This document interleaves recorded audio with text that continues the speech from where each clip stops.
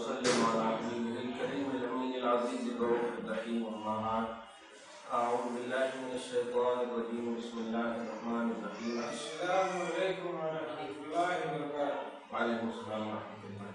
بسم الله الرحمن الرحيم تبارك الذي بيده الملك وهو على كل شيء قدير صدق الله العظيم.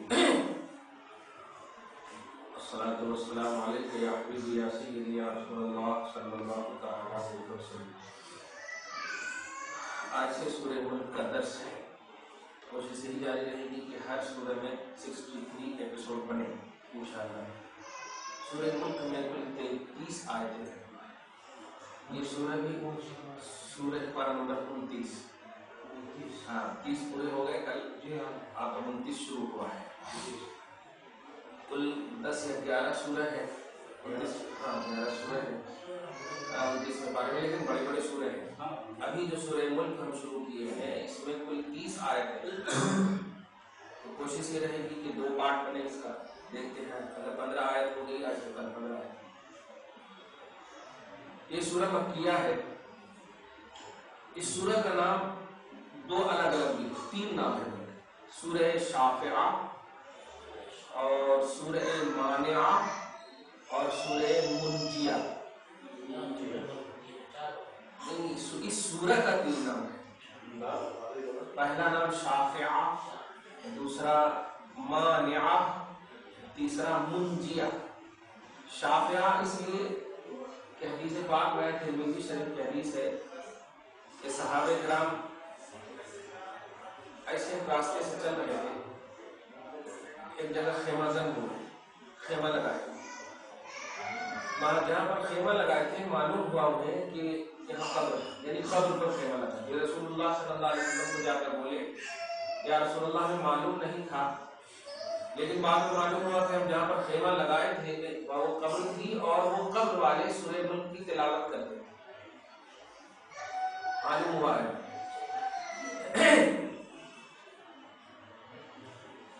تو رسول پاک نے ارشاد فرمایا کہ ہاں سچ ہے، جس سورہ کی وہ تلاوت کرتا تھا وہ سورہ اس کے لیے شفاعت کرنے والی ہے، جہنم سے روکنے والی ہے اور نجات دینے والی ہے.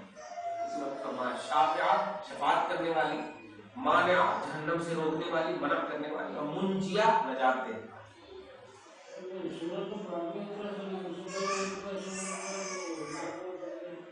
میں نے بھی کیا کہا، کسی طرح معلوم ہوا کہ یہ اس طرح تلاوت کرتے تھے.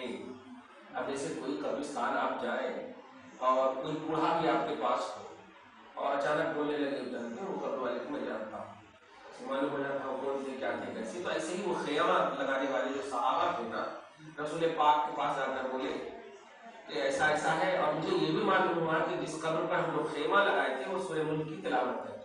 ایسا اس طرح سے اسی طرح بھی معلوم ہوا. ذرائع وغیرہ سے کوئی بتا دیے ہوں گے.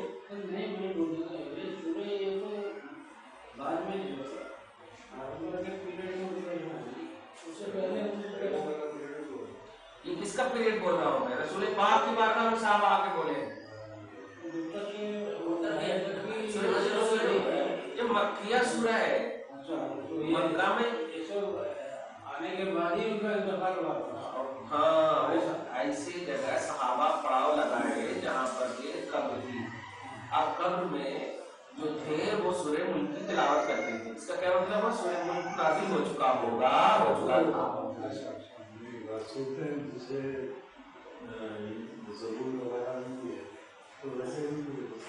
نہیں اس میں اس خاص اس سورہ ملک کی مناسبت سے ہیڈنگ بنا امام ترمذی نے اور جسے پاک پیش کیا ہے سورہ ملک کی فضیلت.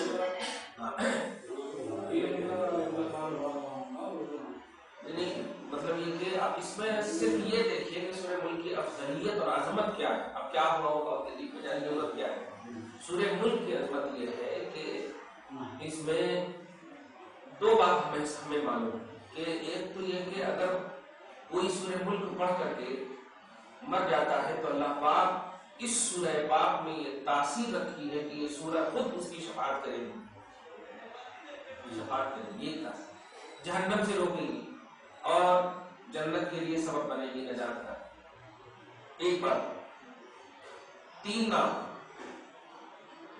آج بھی ایمان کے بعد وظیفہ کے طور پر اگر اس کو استعمال کیا جائے، یہ سورہ، اس سے پہلے ہم نے سورہ شمس اور سورہ تکویر دونوں کے بارے میں کہا تھا کہ اگر میدان محشر کی ہولناکی سے بچنا چاہتے ہیں تو وہ دونوں سورہ کی تلاوت کریں، اذا الشمس کورت اور اذا السماء انفطرت، یہ دو سورہ بتائے. ایک اور سورہ کہف جو ہے جمعہ کو پڑھے گا وہ دجال کے فتنے سے محفوظ رہے گا، اسے کوئی گمراہ نہیں کر سکتا، دجال گمراہ نہیں کر. لیکن یہ ساری جتنی بھی فضیلت کی باتیں ہیں یہ سب ایمانیات اور فرائض اور واجبات کی تکمیل کے بعد ہے.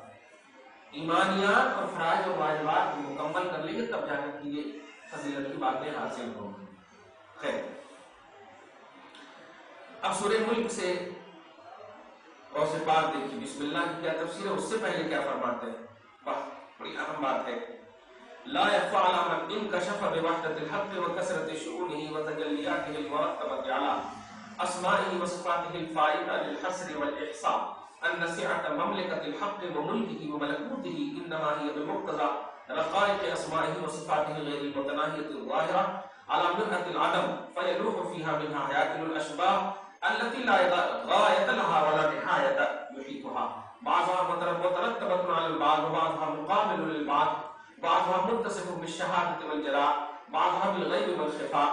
بالجملة جميع زرائر الأكوان مربوطة بعضها ببعض برقائق المناسبات والارتباط الواقع في عالم الأسماء والصفات. لذلك أخبر سبحانه في كتابه عن عظمة ملكه وكثرة خيراته واستقلاله في مطلق تصرفاته الواقعة في مظاهره ومصنوعاته فقال. اس سورہ پاک سے پہلے اور سے بعد یہ فرمانا چاہتے ہیں کہ اللہ پاک کی بادشاہت اور اللہ پاک کی کثرت خیر کے مرکز ہونے اور اللہ پاک کے تصرفات کے مطلق طور پر مستقل ہونے میں کوئی بھی شریک نہیں. وہ ایسا مالک ہے جس کی طرف کوئی مالک نہیں، وہ ایسا مستقل ہے جس کی طرف کوئی مستقل نہیں، وہ ایسا خیر کثیر اپنے پاس رکھتا ہے جس کی طرح کسی کے پاس خیر کثیر. یہ بتانا چاہ رہے ہیں. اب بسم اللہ کا ترجمہ دیکھیں. بسم اللہ اس اللہ کے نام سے، الذی ظہر علی ما ظہر، جو غالب ہے اپنے تمام موجودات پر، ایک دم کنٹرول، ایک دم آیت کی مناسبت سے بیدہ الملک، تبارک الذی بیدہ الملک، جس کے ہاتھ میں بادشاہ ہے. تو اب بسم اللہ میں اللہ کا انٹروڈکشن ایسے ہی کر رہے ہیں. اس اللہ کے نام سے جو غالب ہے تمام موجودات اور تمام مبتونات پر، یعنی جو ظاہر ہے اس پر بھی، جو باطن ہے اس پر بھی. الرحمن، یہ دیکھیے اس میں جو رحمان ہے یہ عموم مظاہرہ بالرزق الاوفا، وہ رحمان ہے اپنے تمام موجودات کو پورا پورا رزق دے کر. بالرزق الاوفا، اوفا بولتے ہیں وفا، پورا پورا رزق دے کر. ایسا ہو ہی نہیں سکتا کہ اللہ پاک نے رزق دینے میں کسی کو کمی کی، کسی کو کمی کی. خیر، الرحیم لخواص یوصلهم الى جنت المأوى وسدرۃ المنتہى. تو رحمان یہ ہے کہ اللہ رزق دیتا ہے. ایک اور وظیفہ کا سمجھیں معلوم ہے، اگر فائنینشلی مسئلہ اس آیت کریمہ سے اس تفسیر سے معلوم ہوا، بہت سے پاک وظیفہ دے. فائنینس کا مسئلہ اگر کبھی پیچیدہ ہو جائے تو رحمان کا وظیفہ کیجیے، اللہ تعالیٰ رزق دیتا ہے. الرحمان، یا رحمان کا وظیفہ، یا رحمان بالرزق الاوفا، پورا پورا رزق عطا فرماتا ہے. الرحیم لخواص، رحیم ہے اپنے خاص بندوں پر. یوصلهم الى جنت المأوى، جو پہنچاتا ہے جنت المأوى کی طرف. جنت کے 8 نام ہیں، کئی نام ہیں، لیکن ان میں جو بیسٹ جنت ہے جنت الفردوس ہے اور جنت المأوى ہے. جنت المأوى کہاں پہ ہے؟ سدرۃ المنتہا کے پاس. آپ پڑھے ہیں سدرۃ ما یغشی، ان جنت انها جنت المأوى، یہ سدرہ کے پاس جنت المأوى. یہاں پہ گئے مالا ہے، مالا بھی نہیں، معلّہ ہے. وہ سے بول دیتے ہیں مالا ہی طریق کیا ہے؟ وہ اصل میں ہے احذر الطریق، ایک ہی کل عربی ہے لیکن وہ شارٹ لیے اس طرح کرتے پیش کرتے ہیں، شارٹ ہے. تو اس لیے جنت المعلّہ، میم عین لام یا، معلّہ معنی بلند جنت، اور جنت البقیع عین ہے اس میں. معلّہ ہے، مالا بولتے ہیں ایسے. جنت المأوى، ارے یہ تو مناسبت سے رکھتے ہیں. جنت الفردوس کسی کا نام رکھا نا، جنت الفردوس ہو گیا کیا؟ ادھر کا نام جنت الفردوس ہے. تو تو یہ تو اسی کی نسبت سے رکھتے ہیں. ہاں خیر یہ رحمان اور رحیم سب سے اہم بات آج بسم اللہ الرحمن الرحیم کی تفسیر میں رحمان کی تفسیر سمجھ میں ہے, بڑی اچھی تفسیر. اب آئیے تبارک الذی بیدہ الملک, تبارک اس کا معنی ہے ورڈ ٹو ورڈ دیکھیے, تبارک ای تعاظم و تعالی من کثرت الخیرات والبرکات. تعاظم بہت عظیم ہے وہ, تو تعالی بہت بلند ہے وہ, یعنی کثرت خیرات اور کثرت برکات میں بلند ہے. خوب خیرات اس کی بھلائیاں اس کے پاس ہے, خوب برکتیں اس کے پاس ہے. المالک وہی مالک, الکامل اور ایک دم کامل, کوئی شک نہیں. بید الذی بیدہ, جس کے قبضے قدرت میں الملک و تمام بادشاہت. تمام بادشاہ کیا ہے؟ جمیع التدابیر, جتنی بھی تدبیریں ہو سکتی ہیں ملک میں, جہاں جہاں جس جس چیز کی جو جو جب جب ضرورت ہو, اینی ٹائم اللہ تبارک تعالیٰ اپنے دست قدرت میں رکھتا ہے کہ اس کی ضرورت کو پوری کروائے. تبارک الذی بیدہ الملک. کیسے اس کی دلیل کیسے ہے وہ؟ اس لیے وَهُوَ عَلَى كُلِّ شَيْءٍ قَدِيرٌ, کیونکہ وہی ہر چیز پر قادر ہے, اسی کے کنٹرول میں سب کچھ, اسی کے قدرت کے تحت, اسی کے کمانڈ کے تحت, اسی کی طاقت کے تحت سب کچھ ہے. اس لیے اللہ ہر چیز کا بادشاہ ہے. شیء قدیر, ہر چیز پر وہ قادر ہے. جتنی بھی چیزیں موجود ہے وہ تمام چیزوں پر وہ قدرت رکھتا ہے. بالقدرت الشاملہ والارادۃ الکاملہ, جو تمام پر اس کی قدرت شامل ہے اور تمام پر اس کا ارادہ ہی شامل ہے. اس کو تھوڑی سی عقیدے کی زبان میں اور تھوڑا سی آسان کر دوں. کبھی کبھی ایسا ہوتا ہے آپ کا کام ہے جلانا, اللہ مانتے پیدا, آپ کا کام ہے جلانا, لیکن اگر اللہ کی قدرت اور ارادہ اس میں شامل نہ ہو تو آگ نہیں جلا سکتا. پیدا کر دیا ہے اس کو نیچرلی طور پر, کام ہے اس کا جلانا, لیکن اگر اس میں ارادہ خدا کا دخل نہ ہو تو پھر وہ جل ہی نہیں سکتا. جیسے اس کی فورم حضرت ابراہیم علیہ السلام, آگ ایسی تھی, باپ رے باپ آسمان سے بات کر رہے تھے, پورے چرند پرند مر جا رہے تھے, اتنی آگ تھی, لیکن اللہ کا ارادہ نہیں تھا اس لیے آگ نے جلایا نہیں. تو ارادہ ضروری ہے. اسی کو کہتے ہیں کہ بعض چیزیں اگر آپ کو حقیقت اور نیچرلی طور پر اثر نہ ڈالے تو سمجھیے یا تو خدا کی قدرت ہے, یا نبی کا معجزہ ہے, یا ولی کی کرامت. اس کو نہیں مانتے لوگ, ایسا کیسے, ہم سے نہیں دوڑانا چاہیے وہاں پر, ایسا کیسے بولتے. سب سے بڑی بات وہ ہے عقل دوڑانا, لیکن اللہ کی شان میں دوڑانا, نبی کی شان میں دوڑانا. دوڑائیے اچھی چیز میں دوڑائیے. ہاں اب دیکھیے نا, بڑھانا ہم سنتے ہیں تو ماشاءاللہ خوشی ہو جاتی, لیکن یہی لفظ اگر اپنے گھر میں یوز کیجئے تو شرم آئے. صحیح ہے نہیں, اپنے گھروں میں بیٹھ کر یوز کیجئے بڑوں کے سامنے تو شرم آئے گی, لیکن بڑھانا شاہ رحمۃ اللہ علیہ بول رہے ہیں. بتائیے کیوں؟ سوچ ہماری اچھی ہے, اللہ کے ولی ہے, ان کے فائز ہم پر جاتے ہیں, ہم ان کے بارے میں الٹا کبھی سوچ ہی نہیں سکتے. تو ہم کو نہیں آئے تو لفظ بھی الٹا, لفظ بھی وہاں سیدھا ہو گیا. دیکھ رہے ہیں وہاں سیدھا ہو گیا, اس لیے اپنی سوچ صحیح رکھنی چاہیے. خیر, تو اللہ کی قدرت اور اللہ کا ارادہ یہ ہے کہ جہاں جہاں بھی جس کو بھی جو اللہ نے عطا کی ہے, ان تمام عطا اور نوازش میں اللہ کا ارادہ کنٹینیو شامل. اگر ایک سیکنڈ کے لیے بھی دور مان لے تو سمجھیے وہ اثر انداز ہی نہیں, وہ بیکار معطل. اسی سے بولتے ہیں کہ رسول پاک صلی اللہ علیہ وسلم کی زندگی میں جتنی بھی عطائی اور نوازشات کے پہلو ہے, چونکہ اللہ کا ارادہ کنٹینیو ہے تو اللہ تبارک تعالیٰ کے رسول مطلب مٹی میں مل ہی نہیں سکتے. کیونکہ جب کسی چیز میں اللہ کا ارادہ داخل ہو, کنٹینیو ہوگی.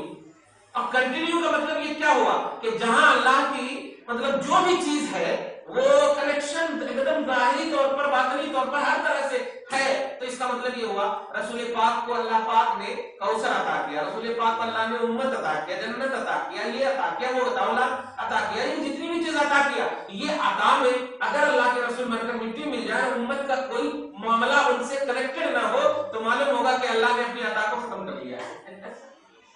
کیونکہ رسول نے مانگا, اے اللہ میں اپنی امت کو مانگتا ہوں, رب ہماری امتی کا مطلب رب ہمیں امتی, میری امت کو بخش دے. اور رسول کو اللہ نے جبرائیل کے ذریعے سے بھیجوا کر کہا کہ جاؤ میرے حبیب کو کہہ دو وَلَسَوْفَ يُعْطِيكَ رَبُّكَ فَتَرْضَىٰ.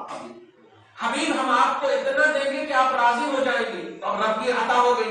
اب رب کی عطا اگر ہو گئی تو ماننا پڑے گا کنٹینیو, नहीं तो फिर डिसकंटिन्यू, और अल्लाह के अता में डिस का पहलू हमेशा का पहलू है। इसलिए भी मानना जरूरी है कि नबी हमारे अमाल से मुकम्मल आखिर है। अल्लज़ी, अब आयत नंबर 1, अब दूसरी, अल्लज़ी खलक़ल मौत वल हयात लियब्लुवकुम अय्युकुम अहसनु अमला। लफ्ज की तफसीर देखिए कैसे कर, अल्लज़ी खलक़ अय क़द्दरा, यानी वो अल्लाह जो कादिर है चीज पर, खलक़ अय क़द्दरा यानी मुक़द्दर में रखा, पैदा किया किसको, मौत वल हयात, मौत को भी और हयात को भी, बेमुक्तज़ा कहरिही, अपने कहर के इक्तज़ा, अपने कहर की चाहत के एतबार से। क्यों, देखिए हयात देना, किसी को जिंदगी देना, ये तो बड़ी गुड बात समझ में आती है। अगर मौत दे दे ये तो एकदम बिल्कुल कैसा है। इसीलिए अल्लाह ने यहाँ पर कौन सी बात की तफसीर करें, अपने कहर, यानी अल्लाह की सिफत कहर भी है। इसलिए ध्यान रखना, अगर वो मौत दे रहा है तो तुम अल्लाह पर उंगली नहीं उठाना, उसकी सिफत है कहर। तो अपने कहर की बुनियाद पर, अपनी सिफत कहारियत की बुनियाद पर, सिफत रहमानियत से हयात अता किया, तो तुम सिर्फ रहमान ही को देख रहे हो, कहारियत को भूल गए। बड़ी उम्दा तफसीर। वअदारमा बैनकुम अय्युहल मुकल्लफून, और मौत और हयात को तुम्हारे दरमियान रखा है। तो अल्लाह पाक तो कंटिन्यू जिंदा है, अल हय्युल क़य्यूम, वो खुद से जिंदा है और खुद से जिंदा रहने वाला है और हमेशा रहने वाला है। लेकिन ये हयात और मौत ये मखलूक है और ये हमेशा रहने वाली नहीं, जब तक तुम हो तब तक ये है बस। अच्छा, लेकिन इसका फलसफा देखिए। आज एक बात नहीं मालूम होगी आप लोगों को कि मौत और हयात का फलसफा क्या है, मौत और हयात का साइंसी ग्राउंड क्या है। मौत हयात का साइंसी ग्राउंड देखिए, लियब्लुवकुम अय्युकुम अहसनु अमला। मौत और हयात हमने इसलिए रखे हैं ताकि हम तुम्हें आजमाए कि तुम में अमल के एतबार से कौन ज्यादा अच्छा है। यानी जिंदगी इसलिए नहीं की है कि एंजॉय कीजिए, या मौत भी इसलिए नहीं है कि आप खत्म हो गए, नहीं, दोनों में आमाल को देखना चाहता अल्लाह कि मेरा बंदा जिया तो कितना किया और मरा तो कितना करके मरा। अरे वाह, अय्युकुम अहसनु अमला। आगे फरमाते अस्वदहु व असलहु व अखलसु, यानी तुम में को आजमाना चाहता है अल्लाह मौत और हयात दे करके कि तुम में कौन ज्यादा नेक अमल करता, कौन ज्यादा अमल में मुखलिस है, कौन ज्यादा अमल में दुरुस्त है। वाह वाह वाह। तो अहसने अमाल ये हमारे लिए हयातो मौतो हयात का फलसफा है। अगर कोई नेक अमल नहीं करता तो उसकी जिंदगी भी जिंदगी नहीं है, उसकी मौत भी मौत है। वाह, सबको ये तौफीक। इसलिए आगे फरमाता है वहुवल अज़ीज़ुल गफ़ूर व इन लम तुहसिनु अल अमल व लम तुस्लिहूहु, और सुनो अगर तुम नेक अमल नहीं करो और सालेह अमल न करो, बाद इसके कि अल्लाह पाक ने तुम्हें इखलास का हुक्म दिया, सालेह अमाल करने का हुक्म दिया, तो फ़क़द यंतक़िमु अन्कुम सुब्हानहु बिमुक़्तज़ा ग़ैरतिही। यंतक़िमु यानी फिर वो इंतकाम लेने वाला है, वो इंतकाम लेने वाला है अपनी गैरत के एतबार से। जैसी उसकी गैरत कहेगी वैसे ही इंतकाम लेगा। इसलिए हमें एक बात तो खुलकर समझ में आ गई कि मौत और हयात हमारे लिए संघर्ष या हमारे लिए दुनिया गुजारी का पहलू नहीं है, आमाल के हवाले वक्त कर देने का पहलू मौत और हयात। ये कि हम अगर अमल कर रहे हैं तो हमारी मौत अच्छी है, अमल कर रहे हैं तो हमारी हयात भी अच्छी है। इसीलिए रसूल पाक इरशाद हमेशा दुआ में कहते थे, लोग कहते भी ना देखिए से मौत की तमन्ना कर सकते क्या, उसको जवाब दे सकते कि रसूल पाक कहते हैं अल्लाह अगर मेरा जीना तेरी बारगाह में बेहतर है तो मुझे जिला, और मेरी मौत तेरी बारगाह में बेहतर है तो मुझे मौत अता फरमा। तो मौत की तमन्ना भी कर सकते, लेकिन किस लिए, अगर मौत बेहतर है कि अल्लाह तेरी बारगाह में मकबूल है तो मौत दे बोला। हाँ, लेकिन ये दुआ भी देखिए ना, दुआ भी इसीलिए रब्बना आतिना फिद दुनिया हसना, दुनिया में भी अच्छा रख, व फिल आखिरति हसना, दुनिया वाले तो हयात, आखिरत वाले तो मौत। यही तो याद रखो, दोनों भी वही मतलब हुआ। तो वो कितना आजाद, आखिरत में भी अच्छा रख, मतलब मरने के बाद ही ना। तो इसका मतलब ये हुआ कि हम जब तक जिंदा है اچھے اعمال اور اچھے بننے کے لیے ہے، یا مریں گے تو اچھے بن کر مریں گے، یہ ہے اللہ پاک ہم سب کو اچھوں کی صحبت عطا فرمائے۔ آگے وَهُوَ الْعَزِيزُ الْغَفُورُ، وہ عزیز ہے، عزیز کس کو کہتے ہیں؟ الغالب والقادر على وجوہ الانتقام، وہ ہر طرح کا بدلہ لینے پر قادر ہے، ہر طرح کا بدلہ لینے پر غالب ہے۔ لمن خرج عن رفقة عبودیتہ، ان تمام لوگوں سے جو اس کی پرستش اور اس کی بندگی سے خود کو آزاد سمجھے ہوا، جو اللہ کی بندگی سے خود کو آزاد سمجھے ہوا ہے، جتنا پڑھو نماز کیوں ہو نہیں رہا ہے پڑھنا اس کو، تو اللہ پاک فرماتا ہے وَهُوَ الْعَزِيزُ، میں عزیز ہوں، اور عزیز کا معنی ہوتا ہے میں غالب ہوں، تم کہاں جاؤ گے؟ کسی بھی طرح سے کچھ بھی نہیں کر سکتے میرے دائرے سے باہر نہیں ہو۔ وہ یہودی فکر نے کہا تھا کہ ضرور ہم دیکھ لیں گے اللہ کو، ایسا برج بنا لیں گے نا کہ اس کے اندر گھس ہی نہیں سکتا ملک الموت۔ اس کو سمجھنا چاہیے کہ فرشتے جو ہے نوری مخلوق ہے، اور نور کے لیے جسم آڑے نہیں آ سکتی، مٹی یہ سب تو جسم ہے نا، نوری مخلوق کے لیے آڑے نہیں آ سکتی۔ چنانچہ اللہ پاک نے کہا کہ کئی موت آتی اینما تکونوا یدرککم الموت ولو کنتم فی بروج مشیدہ، اے لوگو جہاں کہیں بھی تم اگرچہ سخت برج میں داخل ہو جاؤ بنا کر کے، اس کے اندر موت دے دوں گا، اس کے اندر داخل کر دوں گا موت کو۔ اللہ پاک ہم سب کو اچھی موت عطا اتنے پوشیدہ میں رہتے ہم دنیا کی فگر دیکھ رہے ہو ٹی وی پہ، کیسا رہا؟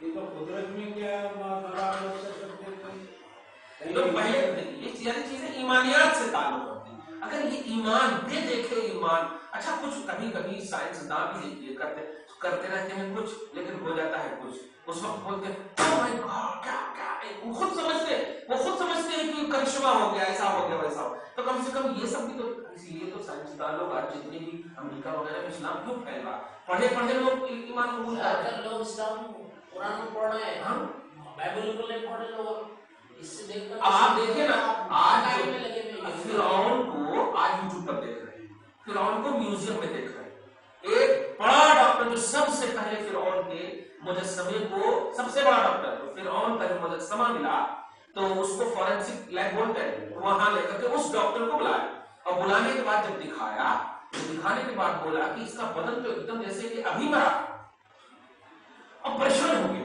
تو اس اور بھی مسلمان کوئی ڈاکٹر تھے، اس نے کہا صدق اللہ، عربی میں بولا میرے اللہ نے بہت پہلے ہی کہہ دیا موسیٰ کے زمانے ہی میں کہ اے فرعون تجھے موت تو دوں گا لیکن تیرے جسم کو تر و تازہ رکھوں گا آنے والی نسلوں کو عبرت کے لیے۔ تو اس ڈاکٹر نے کہا ذرا دکھا وہ کون قرآن ہے، اتنا پہلے پیشن گوئی کہہ دیا۔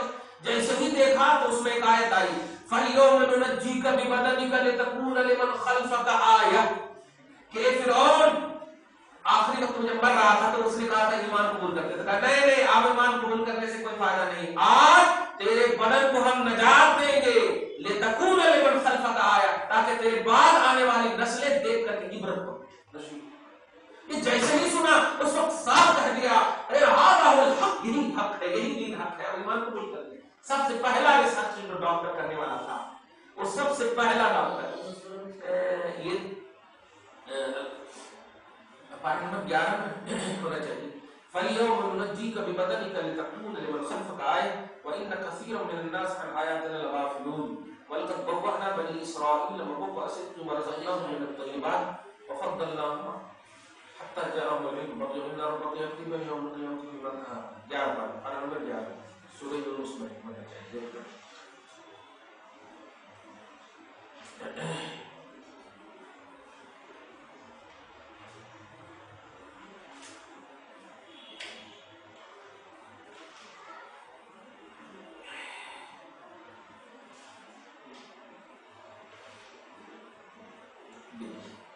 سورہ یونس میں آیت نمبر 92 میں، آیت نمبر 92 میں فَالْيَوْمَ، آج تیری لاش کو اتار دیں گے کہ تو اپنے پچھلوں کے لیے نشانی، پچھلوں کے لیے نشانی، تیری لاش کو نجات رکھے۔ تم لاش کہاں ہے؟ جسم کو، جو نجی کا بدن جسم کو، تو اسی آیت کریمہ سے اس فارنسک ڈاکٹر نے ایمان قبول کیا. کہنا یہ ہے کہ ہمارا اسلام سچا ہے, ہمارا مذہب سچا ہے. آج ڈیوا ٹاوی کیا قرآن پاک میں غور کیجئے, خود بخود ایک دم 1400 برس پہلے ہی جو اللہ کے رسول نے کہہ دیا ہے, آج لوگ تحقیق کر رہے ہیں تو خوش ہو رہے ہیں. میرے نبی 1400 برس پہلے ہی آسمان کو پھاڑ کر کے چلے گئے معراج میں, اور آج لوگ جا رہے ہیں ستارے پہ, اور اس جانے کو مطلب لوٹ کے آ رہے ہیں جو اچنبھا سمجھ رہے ہیں میرے نبی آ چکے بہت پہلے ہی. تو یہ بس جتنی بھی واقعات ہیں سب ہو چکے ہیں, بس ان تمام واقعات کا ایمان لانے کی ضرورت ہے. خیر آگے دیکھیے, وہ العزیز اور وہ غالب ہے, وہ العزیز الغفور اور وہ غفور ہے. غفور کس کو کہتے ہیں؟ المقتدر علی وجوہ الانعام للمحسنین المخلصین. یعنی وہ قادر ہے تمام احسان کرنے والے اور اخلاص والے بندوں کو پورا پورا انعام دینے پر. یہ غفور کا معنی یہ, اب تک غفور کا معنی بخشنے والا سمجھتے ہیں, لیکن آج کا معنی کیا ہے؟ عزیز معنی ہے کہ جو بھی اللہ کی پرستش سے باہر ہوگا پورا کنٹرول رکھتا ہے کہ اس کو انتقام دے, اس سے بدلا لے. اور غفور کا معنی یہ ہے کہ جو نیک عمل کرے گا, اخلاص کے ساتھ عمل کرے گا, اس کو پورا انعام دینے پر بھی قادر ہے. اس کو غفور دے. غفور کا معنی بخشنے والا صرف نہیں, ایک دن کے معنی جو ہے غفور کا اصل معنی ہے نیک عمل کرنے والوں کو پورا پورا انعام دینے والا, اس کو غفور کہتے ہیں. آیت نمبر 2 تک کا ہوا ہے. اب آگے آئے وَكَيْفَ لَا وَهُوَ الَّذِي خَلَقَ سَبْعَ سَمَاوَاتٍ طِبَاقًا, وہ اللہ جس نے 7 آسمان کو طبق در طبق ایک کے بعد ایک 7 آسمان کو پیدا فرمایا. اب دیکھیے یہاں پر جیسے کہا تھا نا غور کرنے کے لیے, تو اللہ پاک اب کہہ رہا ہے عام انسان کو, ما ترى فی خلق الرحمن, اے انسان دیکھ, تو پہلے ہی آسمان کو دیکھ, 7 آسمان میں پہلے آسمان کو دیکھ, ایک آسمان میں بھی کوئی رخنا, کوئی سوراخ, کوئی الٹی پلٹی چیز نظر آ رہی ہے؟ ادھر دیکھ یا ادھر دیکھ, ادھر دیکھ یا ادھر دیکھ, پورا مساوی, پورا اکول نظر آ رہا ہے. ما ترى فی خلق الرحمن, کیا تمہیں اللہ کی مخلوق میں من تفاوت, کوئی تفاوت, کوئی فرق نظر آ رہا ہے؟ ارے باپ, کتنا ایک پریکٹیکلی سوال کر رہا ہے مولا. ایک مرتبہ نہیں, دیکھیں من تفاوت, ایک مرتبہ نہیں, فرج البصر, بار بار اپنی آنکھ کو دوڑا, حل ترى من فطور, کیا کچھ رکھنا, کوئی فطور نظر آ رہا ہے؟ ثم ارجع البصر, پھر کرتين, بار بار نظر دوڑا. کیا کہنا ہے؟ چھوٹی سی بات ہم بولتے ہیں, ارے ٹھیک سے دیکھو نا, جا کر کے کبھی بھی بولتے ہیں ٹھیک سے دیکھو نا, میری صدری وہیں تھی, ٹھیک سے دیکھو نا میری, ارے دیکھو نا, اور بولتے بار بار دیکھ چکا تو ہو گیا. تو مطلب یہ کہ دیکھنے والے کی طرف سے آپ کے پاس بات آ جائے کہ میں نے پورے طور پر دیکھ لی ہے بھائی, آپ پریشان ہونے کی ضرورت نہیں. تو اسے اللہ تعالیٰ بار بار کہہ رہا ہے کہ جتنی مرتبہ ہو سکے میری اس تخلیق میں دیکھ. ينقلب إليك البصر خاسئا وهو حسير, تیری آنکھ خود حسرت کرتی ہوئی لوٹ جائے گی, اور یہی کہو گے بہت دیکھ لیا, اب آپ کچھ بھی نہیں ٹھیک, سب ٹھیک ہے, اللہ ہے. اس طرح سے حسرت کرتی ہوئی لوٹ جائے گی. اللہ بات فرما رہا ثم ارجع البصر ينقلب إليك البصر, تمہاری یہ دیکھنے والے خاسئا, ذلیل ہو کر, رسوا ہو کر, خائفا بعیدا عن المطلوب الذي هو رؤية الفطور, فطور دیکھنے چلے تھے, اس میں رسوا ہو کر کے لوٹ جائے گی. وهو حسیر, اس حال میں کہ وہ حسرت کرتی ہوگی, ارے کوئی فائدہ نہیں دیکھنے سے. کہنا یہ ہے کہ اللہ پاک صدیاں گزر گئی, زمانے گزر گئے, اور آج تک اللہ کی ایک تخلیق میں کوئی بھی چینجنگ نہیں لا سکے. پوری دنیا کے سائنسدانوں کو بلائیے, جس چیز کو بھی اس نے وجود دیا ہو, A to Z, جب سے دیا اور جب تک دیا, اگر ایک ہی طرح رہ جائے ہو ہی نہیں سکتا. بڑے سے بڑے پائلٹ کو آپ دیکھیں, بڑے سے بڑے آپ جہاز کو دیکھیں, آج ایسا کیے دوسرے دن اس کا رنگ بدل جاتا, دوسرے دن اس کے بدل جاتے, کچھ نہ کچھ تو پارٹ پرزے میں چینجنگ آتی رہتی. رنگ کی پیدائش میں کوئی چینجنگ نہیں, سبحان, رب کی تخلیق میں کوئی چینجنگ نہیں. خیر, یہ آیت نمبر 4 تک کا ہوا. آیت نمبر 5 کریں انشاءاللہ. دعا ہے اللہ پاک آج کی اس خصوصی سورہ ملک کے وسیلے سے ہم سب کی شفاعت نصیب فرمائے. ہم سب کے لیے اس سورہ پاک کو شافعہ, مانعہ اور منجیہ بنائے. ہم سب کو پروردگار عالم غوث پاک رضی اللہ تعالیٰ عنہ کے وسیلے سے بخش دے. ہم سب کے اولاد کو بخش دے, ہم سب کے بڑوں کو بخش دے. ہم سب کی اس خصوصی بیٹھک اور نشست کو اپنے حبیب پاک صاحب الاولاد کے وسیلے سے قبول فرمائے. فرمائے. وصلی اللہ تعالی علی خیر خلقہ محمد و آلہ و اصحابہ اجمعین برحمتک یا ارحم الراحمین.